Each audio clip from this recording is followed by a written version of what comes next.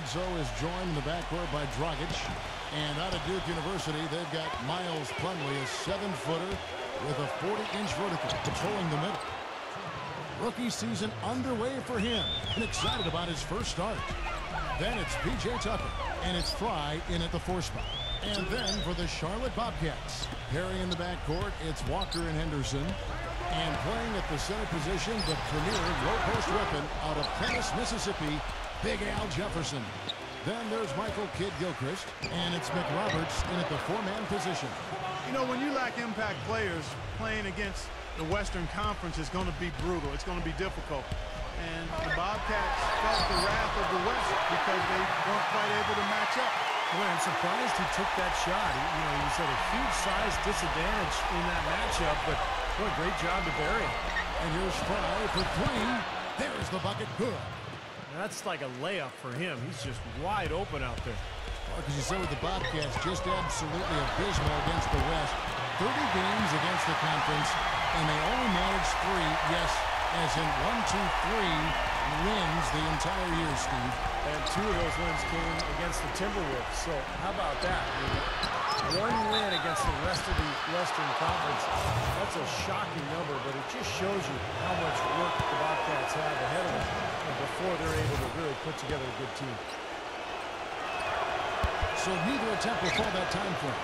Well, you know, the Suns dropped from being a team that could fight for a playoff spot to the cellar of the West last season, and much of that you could attribute to how much they struggled on the road. Kidd-Gilchrist with the steal, and here we go, fast break. Oh, look out!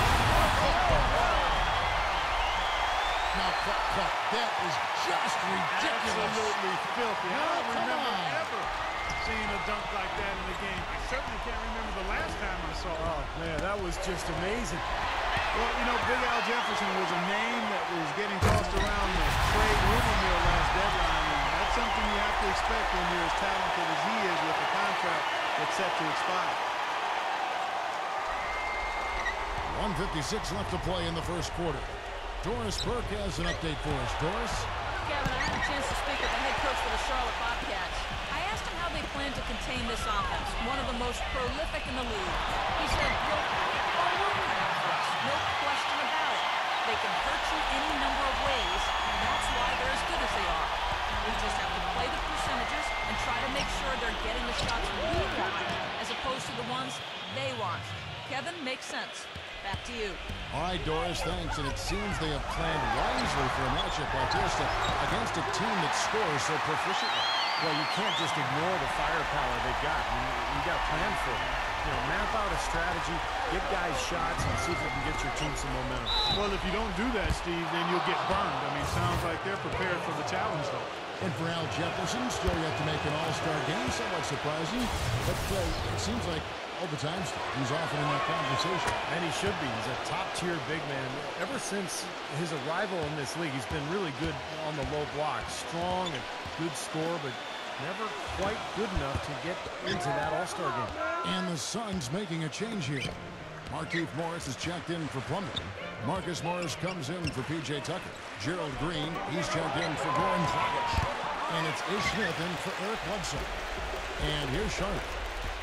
They're on a 12-4 run right now. They get it again. Misses in close. Suns trail by 3. And Phoenix pushing it up now. Right back to the basics there, using the one-hand slam for that. Doesn't he make the basics look pretty exceptional? Yeah, he does. They look sweet when he does them. Well, he should stay with those basics in a tight ball game because we've got one here tonight. Just over 3.5 minutes gone here in the first. The Suns shooting their 5th and 6th free throws of the game. Well, guys, you go back to last season, and this is a team that hit just 74% of its free throws. I know they'd like to see that number go up. He hits the second from the line. Bobcats leading by 3, and Zeller kicks to Neal. No good on the 3. Now here is Smith, defended by Biyombo. The Suns have shot 3 of 6 at the foul line. That free throw, no good. That one misses. And here is Ridenour. Taylor kicks to Neal. From the arc, and the basket good. Neal's got himself on the board with 3 there. Here's Smith. Can't get it to